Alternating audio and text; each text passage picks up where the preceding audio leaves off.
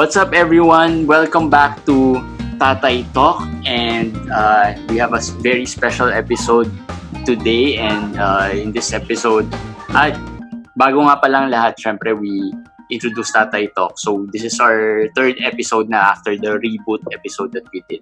So in this Tatay Talk podcast, we have dads do the talking, kumbaga. But today we have a very special guest kasi imbis na dad, we have a couple. So may mom din na invite kami. So my name is Jeremy Tan, or you can call me JJT. And of course, ang co-host natin si Tatay MR Villar. Yes! Hello everyone! My name is MR Villar. Isa rin din sa mga host dito sa Tatay Talk. Sana okay kayo ngayon.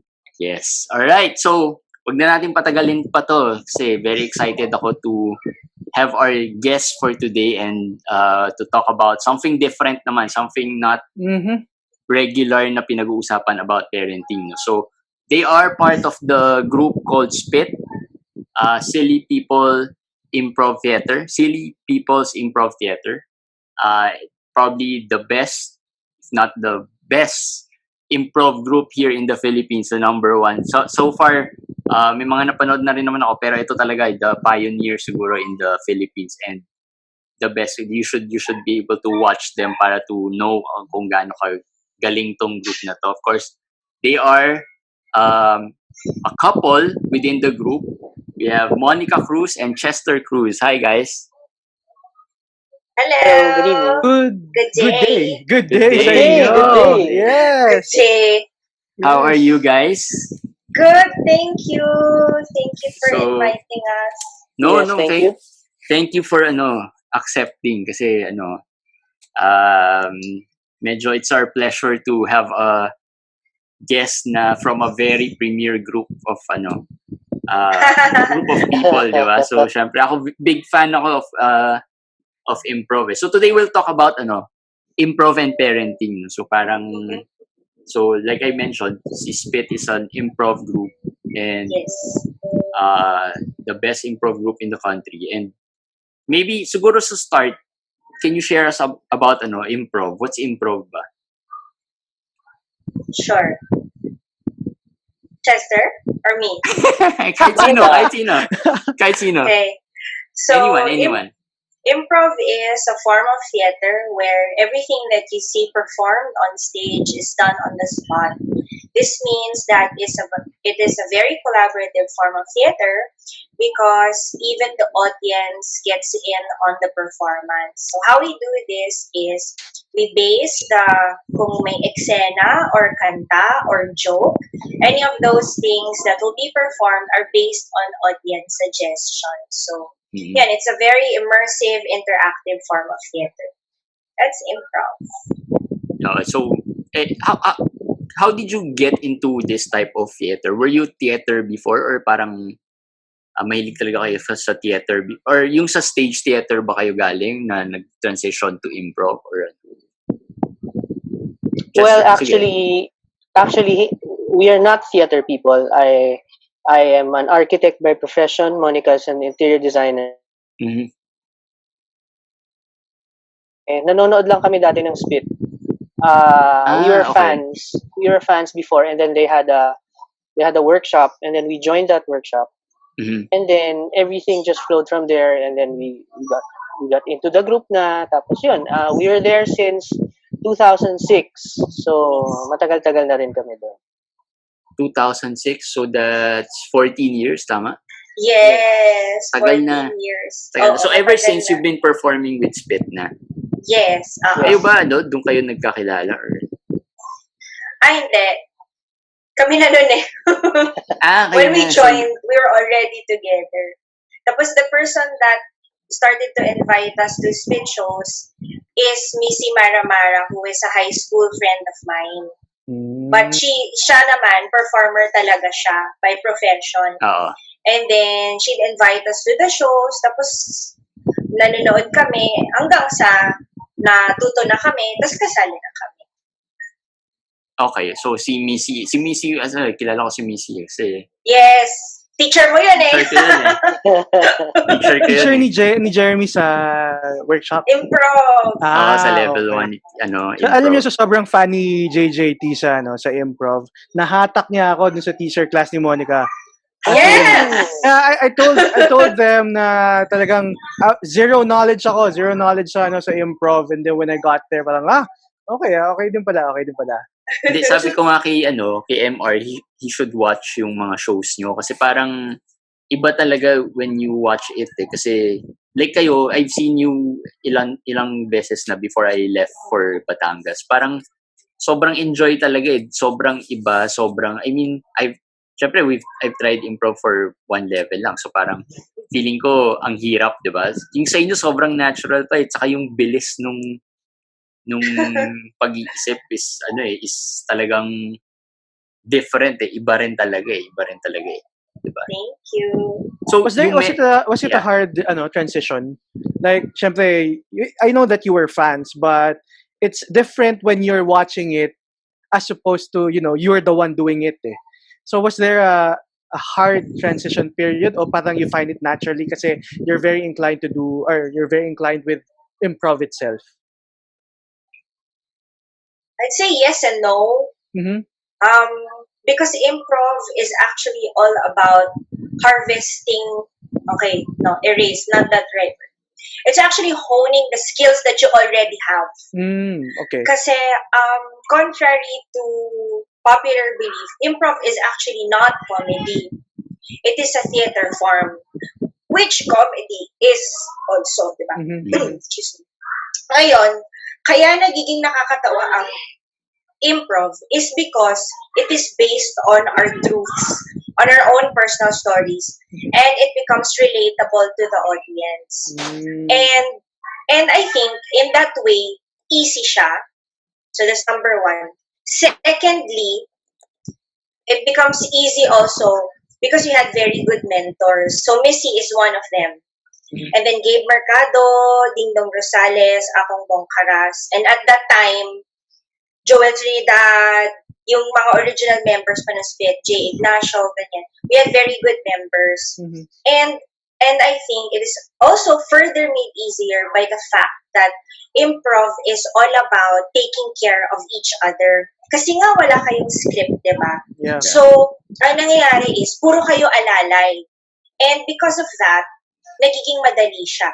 Ang mahirap is, syempre, audience, you're performing. Kasi hindi naman kami talaga trained performers in that sense.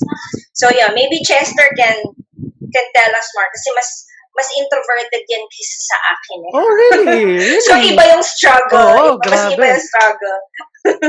pero ikaw, Monica, you haven't performed talaga before at any or were you the type of person na parang pag sa mga Christmas parties or yung mga any party, willing ka talaga, game ako, perform. Oo, wala naman akong hiya. So it comes naturally talaga for you. I say, yeah, I don't really mind. And siguro, performance background, alam mo yon nung grade school, kasama ka sa drama club, yung ganon-ganon. Tapos wala na nung high school, angsty ka na, yung ganon. So that was the experience there.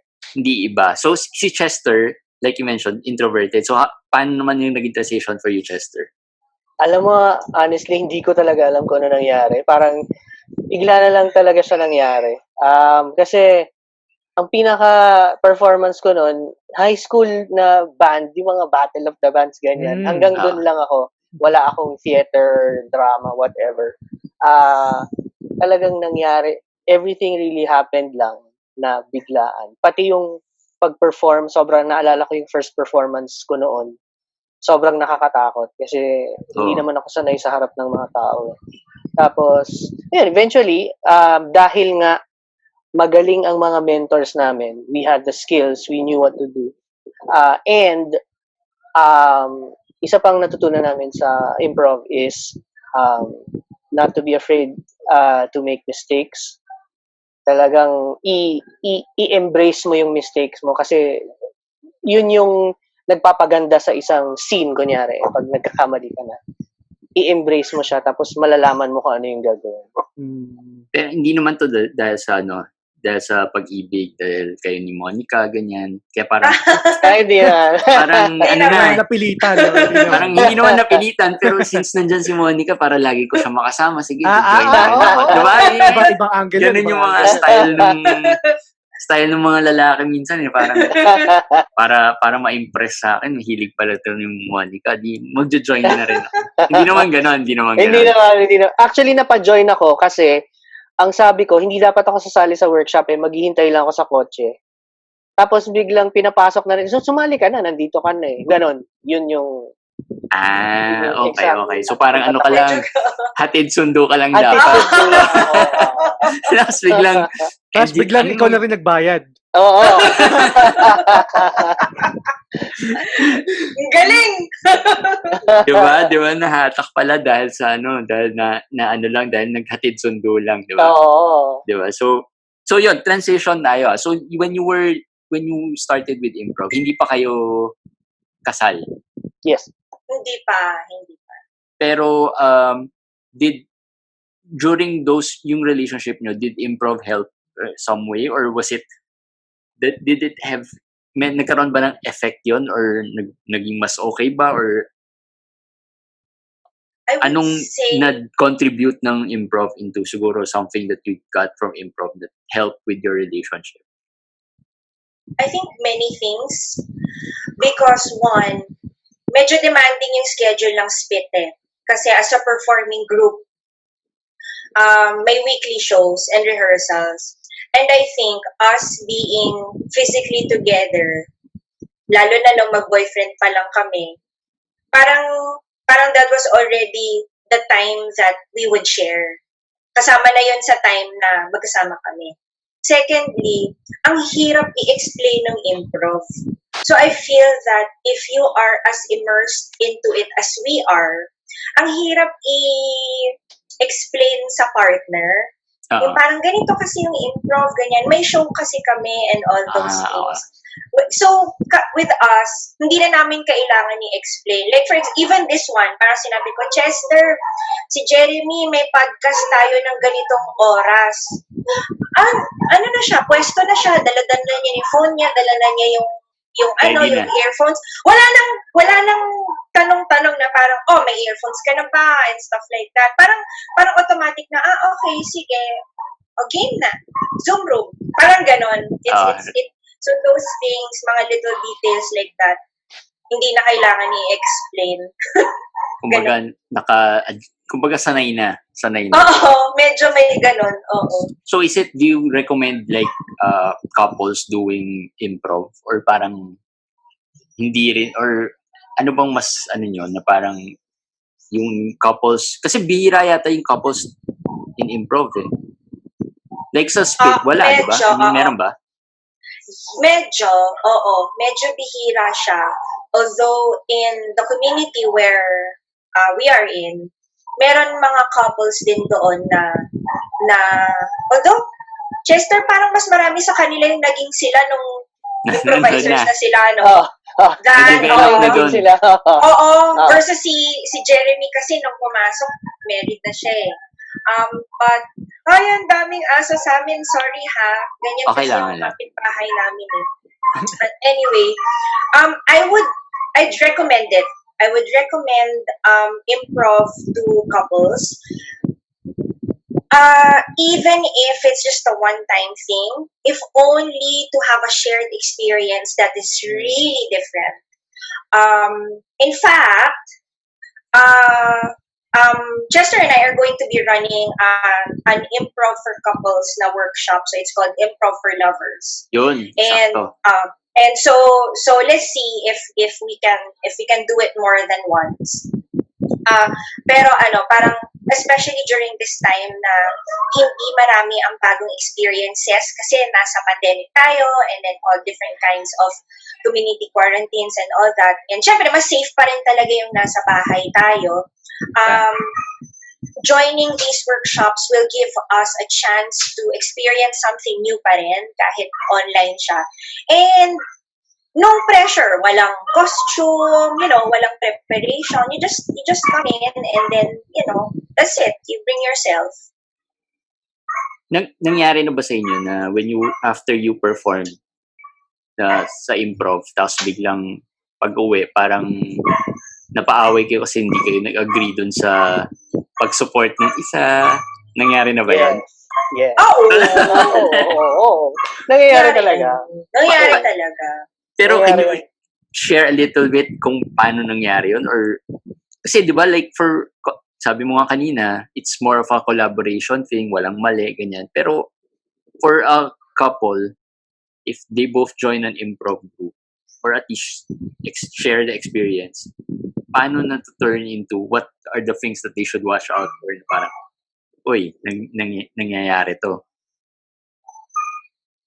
Parang I guess, dapat kung kunyari pareho kayo nag-improv, dapat open ka sa, hindi ka isang mindset lang, yung patutunguhan ng scene, kunyari.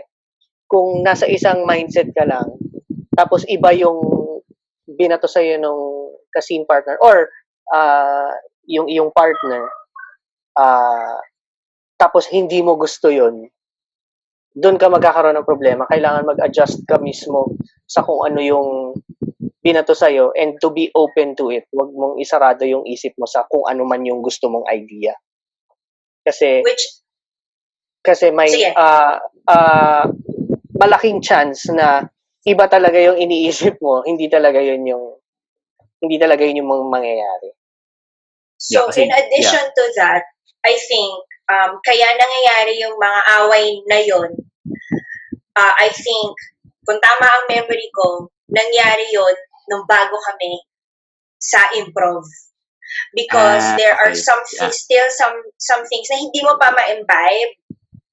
Kasi honestly, parang the past, siguro simula nung maybe 5 years ago or more or less, parang hindi na namin pinag-aawayan ang performance.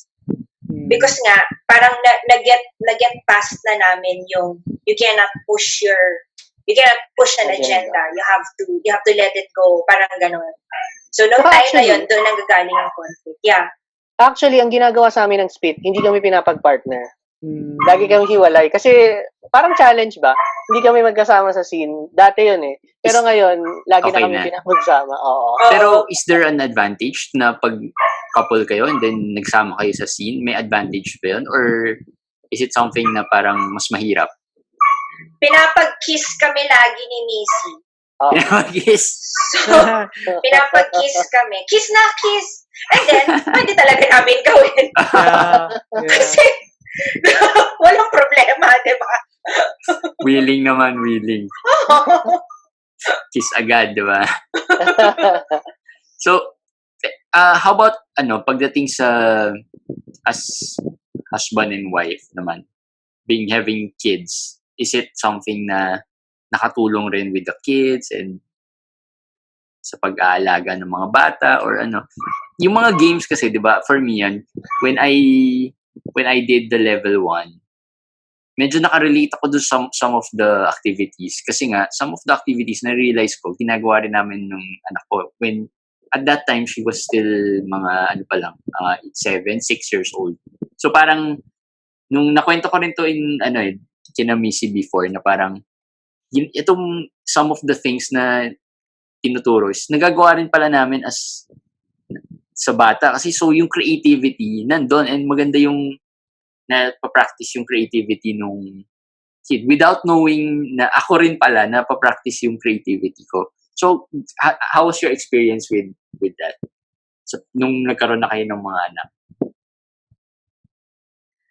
I think yung yes and no situation na because and how you have to let go of a lot of things. Kasi, syempre, alam naman natin na pagdating ng magkaroon ka na ng kid or kids, hindi mo kontrolado ang anything. Wala kang control sa anything. Wala kang control sa oras mo, sa oras niya.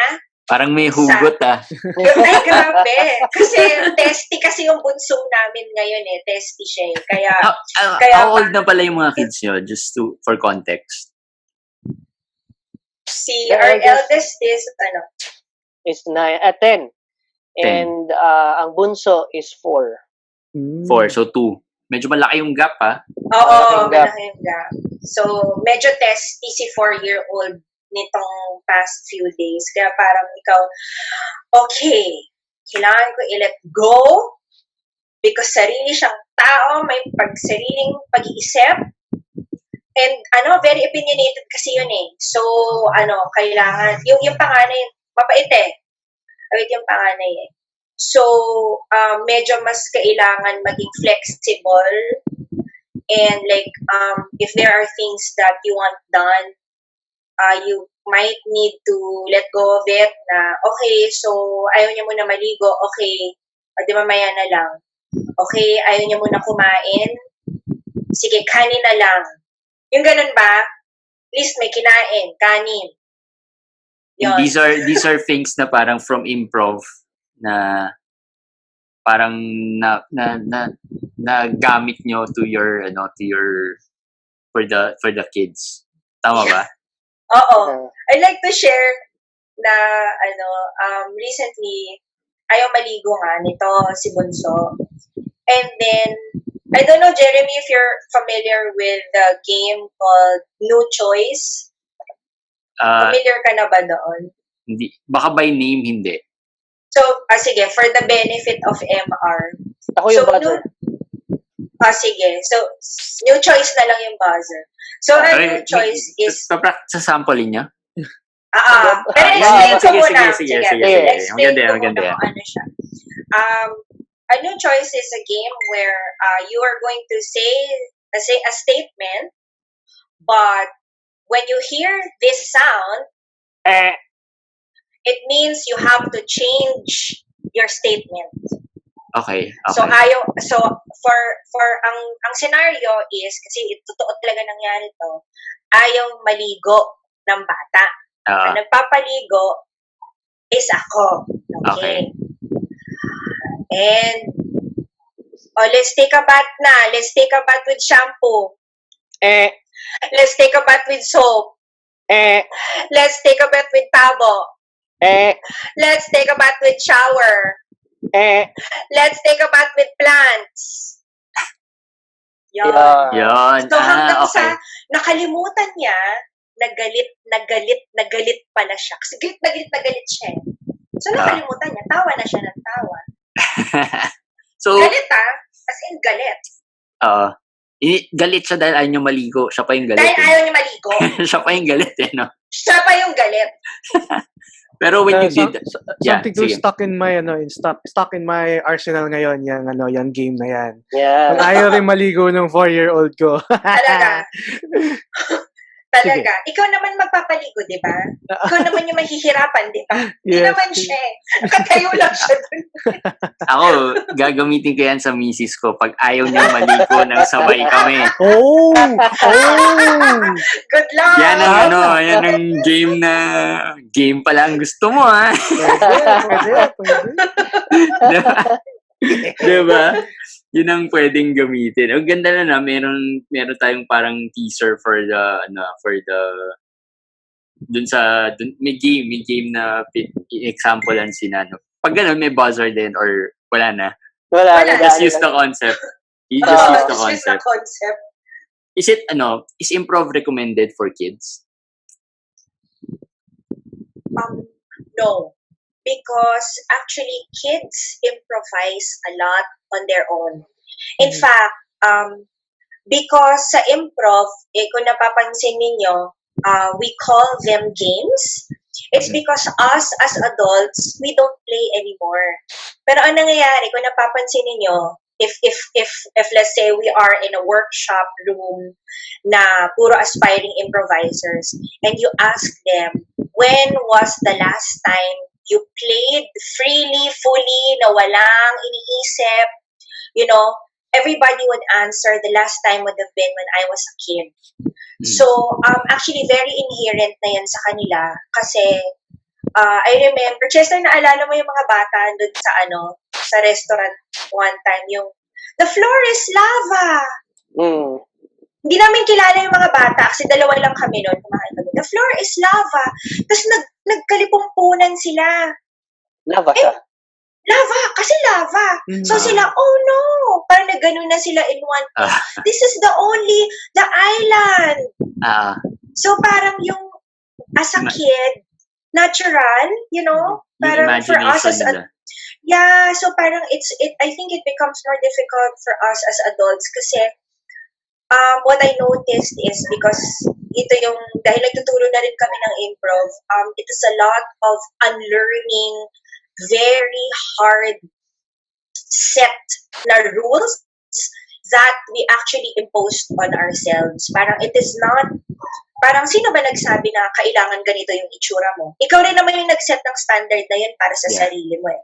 You know what I mean? So yeah, I wouldn't recommend it to kids specifically, but kung games lang, by all means. Pero kung like ituro sa kanila yung principles, I don't feel that there's a need for it. Pero kung games lang, yan, mag-no choice sila, kayang-kaya nila yan. Pwede yan ipagawa sa kanila. Pero like, do you play the games that you play during your performance to, with your kids? Pinaka napiplay ko with them is not the games exactly, but yung pag-commit dun sa role mo. For example, naglalaro kayo ng zombie. Sinabi niya, puno ako. Puno talaga ako. Nasa forest kami. Nasa forest talaga kami. Parang i-commit mo yung sarili mo dun sa inyong game, dun sa usapan ninyo. It's, ini-yes end mo siya. Kasi pag inintroduce mo na sa kanila yung games that we usually play in improv, para silang nalilito, parang, ba't ganun, parang ganun. Pero like the concept of yes and, so for the benefit of yung ibang tao, maybe if hindi mo pa alam yung yes and, you should attend some of the improv classes. Pero yung concept, for example, of yes and, is it natural na with the kids or hindi rin? I guess so. Yes. I really think it is natural in kids. Kasi kahit sino kahit tumingin ka lang sa kalsada, pag yung simpleng laro na yung langit lupa. Mamamatay ka ba pag naiwan ka? Parang talagang commit sila dun sa langit lupa, cops and robbers. Talagang yun yung rule.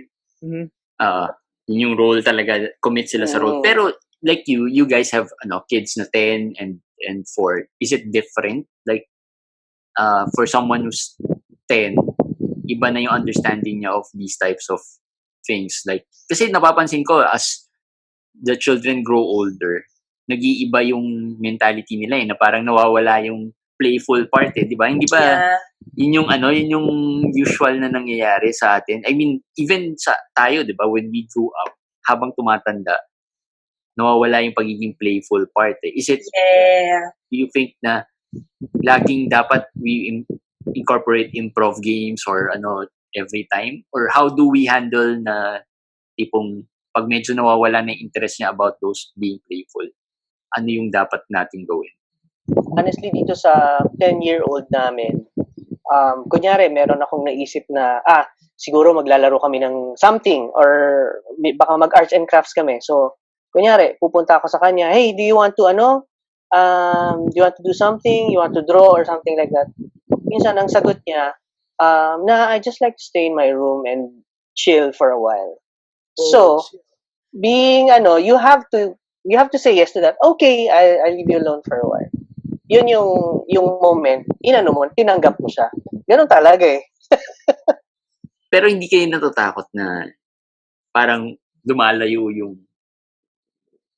ewan ko kasi ako like my daughter is 8, si MR ganun din 8. So medyo nandun na rin tayo sa age na parang medyo tumalaki na rin sila or tumatanda na rin sila.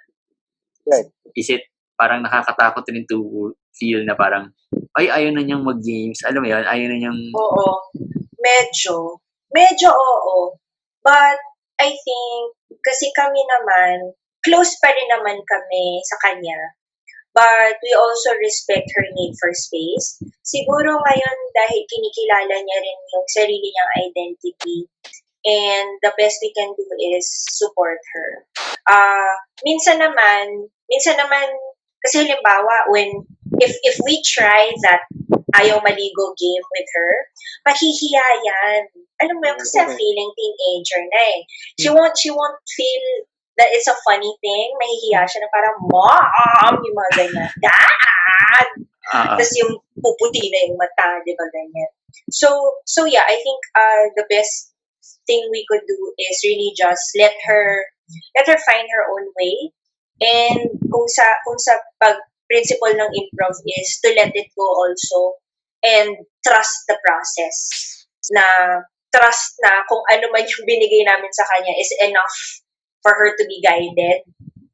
Pero swerte rin kasi mabait talaga siya, sincerely. And I'm not saying that kasi anak namin siya. Mabait talaga siya. So, ewan ko lang pag pangalawa. So, I don't know. Pag panganay usually mabait, ganun din yung panganay ko. Masunurin, mabilis sabihan. Yung pangalawa, makulit talaga. As in, ganun din. Ganun din yung matitest talaga yung patience and mo di ba? Matitest pala. So, wait, question. Yung kids nyo ba, they know that you're doing improv? Lalo na yung panganay. Okay. Yung bunso, parang, what's a show? Yeah. Hindi pa sila naka-watch. Naka-watch na. Okay. Naka-watch na sila, oo. Pero ito kasing, you know what, we've been in a lockdown so long. So medyo itong yung maliit, medyo nakalimutan na niya yung outside life namin eh. So at least, yung eldest namin, she knows what it's like na, so, and then if we tell her na may show kami sa online, gets niya. Yung 4-year-old, medyo very abstract na yung concept na yun. Okay. Pero like, sa online shows, you haven't, used them as part of your improv show? Nagamit na. Once. As in, improv din ba yun? Or medyo planado na, ito gamitin mo? Hindi. Kasi the scene was, lasing ka ba? Oo, lasing ako si Chester. Tapos, magka-eksena kami. We usually do this, kasi we can do this na magkahiwalay kami. So, actually, nandito lang siya sa kwarto na to yan. Nandiyan siya. And then, what we did that time was, he was drunk, and then I was the angry wife na, bakit late ka na umuwi? And iniwan mo ako sa mga bata. Tapos, sinama ko sila, nagtatalon-talon pa sa bed na. Dinala mo yung camera doon? Dinala ko yun. And anong reaction nila? Like, were they game rin or parang they felt that they were... Game din! Ay, di more talon. So hindi rin sila, alam nila there was a show na... Alam nila, oo. Na nangyayari. Kaya mas lalong game sila, more talon, di ba?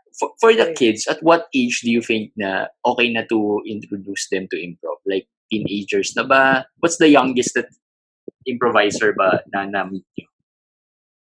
About, siguro mga 16 is good.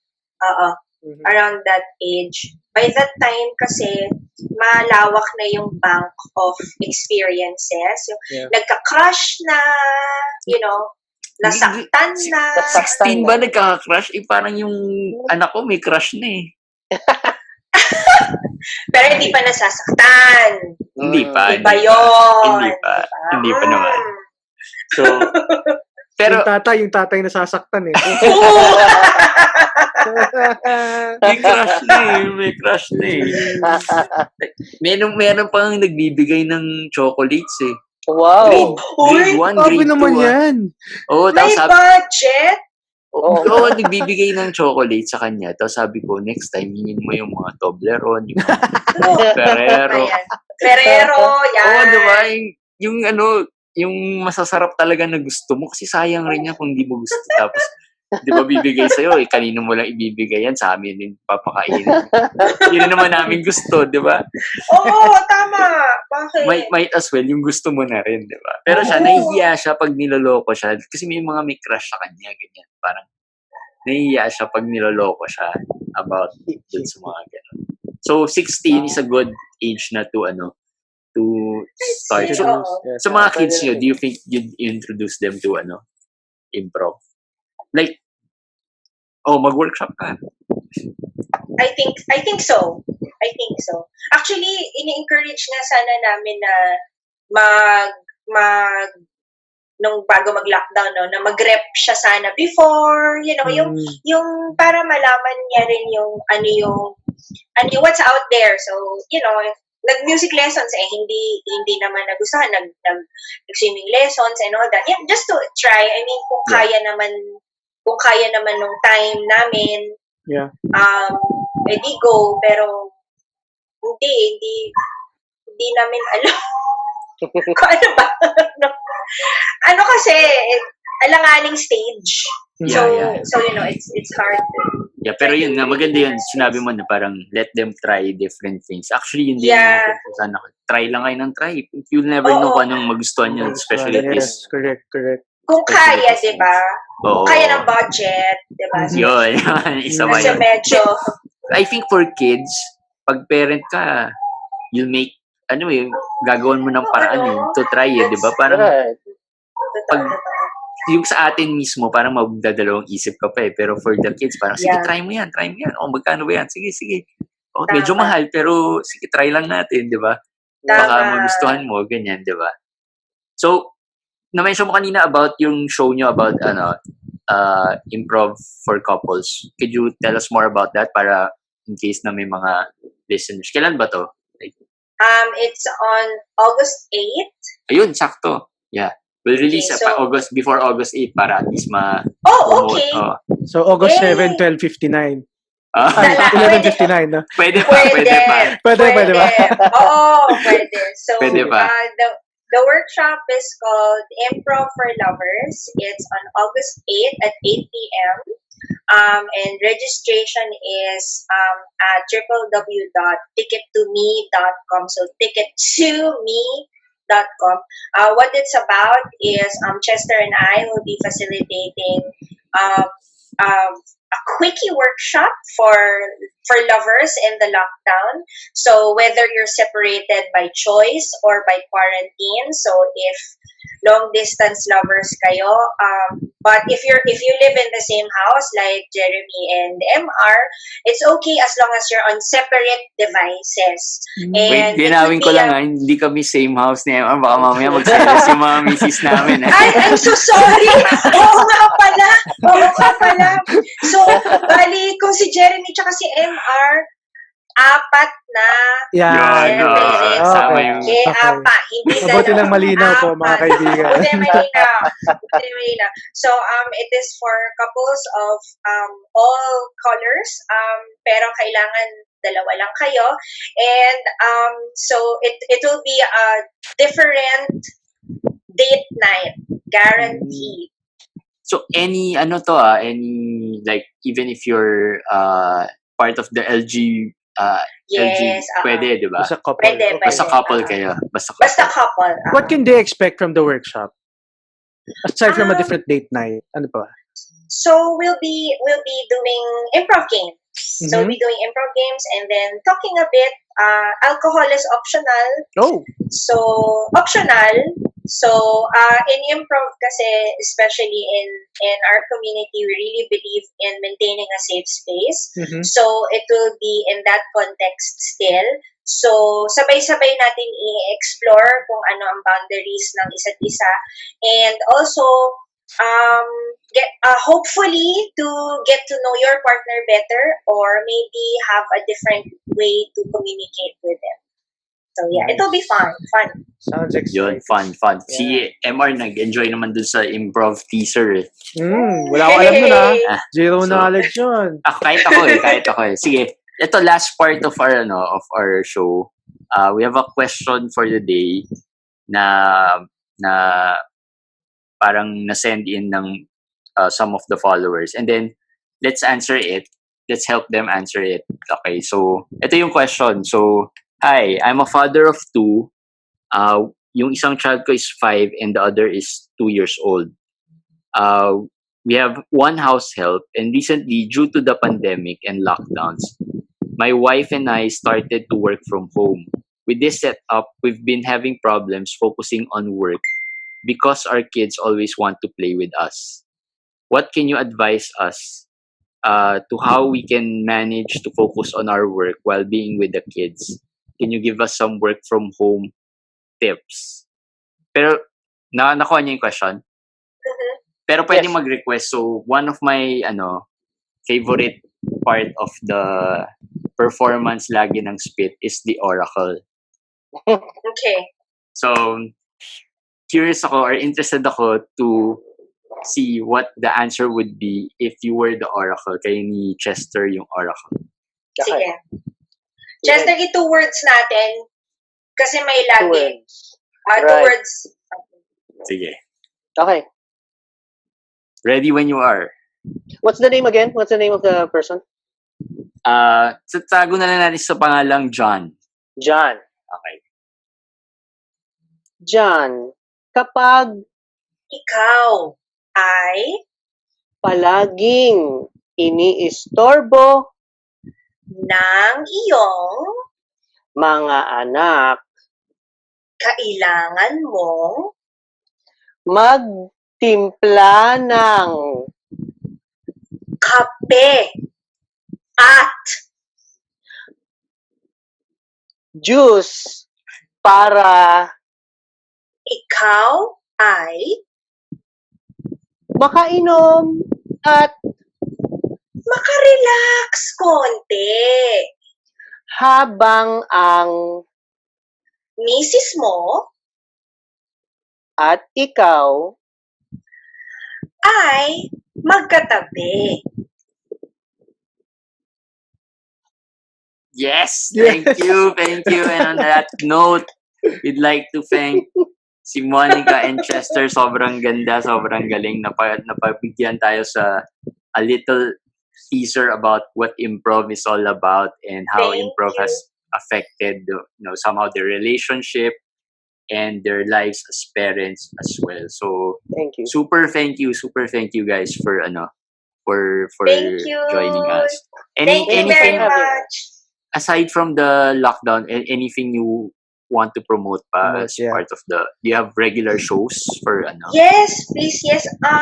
So if you follow SPIT on Facebook, we are on Facebook. So that's one word, SPIT Manila. We have new shows every Thursday night at 9 p.m. And then we are also on Kumu. Sometimes it is an app on the phone. So, ano ba yan? Kumu.com? Kasi hindi pa namin alam dahil 30 plus na kami. So, it's Yun Kumu, ba yun? It's for K-U-M. Yeah, Oo, KUMO. ano ba yan? KUMU. KUMU. May It's Ang a- galing ano ba naman. yun? It's Ang short for galing ng mga kumusta. 20 plus, ha? Ang galing ng Oo. mga 20 plus sa Kumu. Kami sobrang, paano to? But we try it, yes. We will, yes, end it. And then, on Third World Improv, which is on Facebook as well, but we have a website also, Yun. www.thirdworldimprov.com. Rebranding. Nice, nice. Yes, meron po kaming very soon we are launching what you call a teaser party. So what this means is you can gather you and your group of friends or maybe your family, you can all try improv together over Zoom, and it will be an experience that's going to be really fun and really different from not your typical family reunion. So or inuman session. So yeah, thank you. Yun. Thank So you so much. daming happenings red. So please watch yung Zoom yung SPIT performance every Thursday. Anong oras to? 9 p.m. right? 9 p.m. 9 p.m. and I'm sure you'll have fun then. So anything else, MR, from your end? Okay naman ako so far. I'd like to thank you, Monica and Chester. Again, it was such a nice experience yung kay Monica na class. And I was really, I was really happy with that experience. And I just hope that people would also give a chance to improv. Kasi sobrang ganda niya. And see you guys in in your Level 1 daw. performances. Opya, teka lang. Pag-iipunan pa raw ni MR. Alam mo, Sige. ito yung sinasabi mo, Jeremy, na kapag yung mga bata, okay lang, gumastos. Pero pag yung mga padalawang isip ka, no? Tama. Diba? Totoo yun. But yeah, thank you so much for saying yes to our invitation. Thank you. Thank you guys. So, for all those watching and listening, thank you for listening, and hope to see you again on the next episode of Tatay Talk. Yes. Bye guys. Bye.